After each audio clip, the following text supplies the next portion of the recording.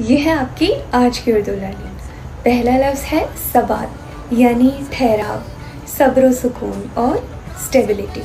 दूसरा लफ्ज़ है हयात यानी ज़िंदगी और लाइफ। तीसरा लफ्ज़ है दरख्शां यानी रोशन और bright, you can also call it full of light.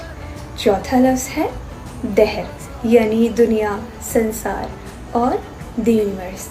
अब इन चारों के एक साथ इस्तेमाल के लिए फैज़ अहमद फैज़ साहब के ये बड़े प्यारे बोल सुनिएगा कि मुझसे पहली सी मोहब्बत मेरे महबूब न मांग, मुझसे पहली सी मोहब्बत मेरे महबूब न मांग, मैंने समझा था कि तू है तो दरख्शां है हयात, तेरा गम है तो गमे दहर का झगड़ा क्या है, तेरी सूरत से है आलम में बहारों को सबात, तेरी आँखों के सिवा दुनिया में रखा क्या है।